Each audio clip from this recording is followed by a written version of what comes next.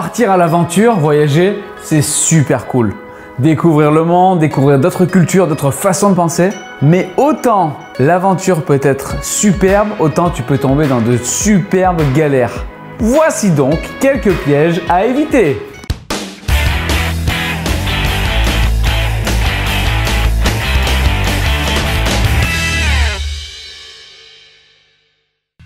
Tout avoir sur ton smartphone.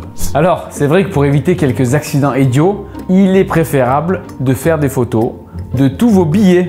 Eh oui, c'est très dommage de voir le bus partir en mode « Mais j'avais tout sur mon smartphone, le billet, c'est vrai que j'ai pas de connexion 3G, donc dommage. Juste imprime tes billets, imprime ton passeport et tu verras, tout sera plus simple. » Voyager en mode groupe chinois.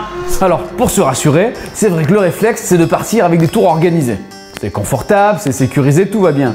Sauf qu'en réalité, est-ce que tu as vraiment envie d'avoir ton selfie les mêmes que tout le monde? Tu vas voir les mêmes monuments, tu vas voir les mêmes paysages, tu vas rencontrer les mêmes personnes. Sérieux, c'est ça l'aventure? Tester toutes les expériences. Alors ça, c'est compliqué. En fait, en voyage, on a toutes sortes d'expériences possibles. Du parapente au Pérou, des descentes de malades en rafting dans le Colorado, des descentes au flambeau dans le sud japonais.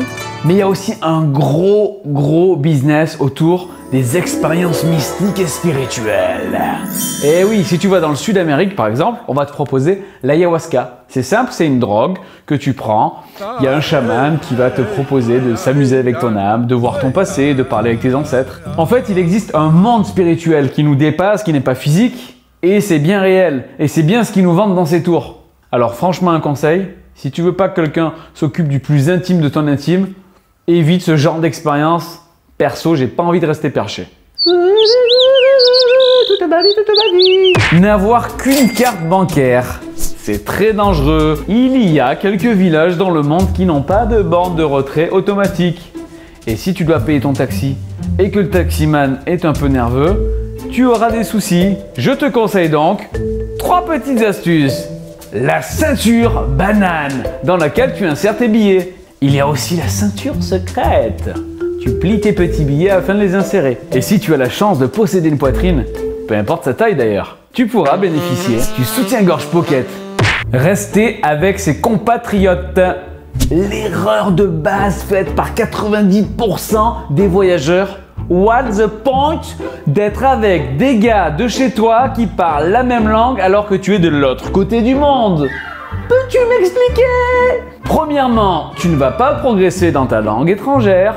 Deuxièmement, tu vas rencontrer des gens comme toi. Super! Ok, je sais que dans l'avion, quelque part, quand tu es en train de partir, tu te dis mais dans quelle galère je me suis mise? Est-ce que je vais réussir mon trip? Il n'y a pas de problème.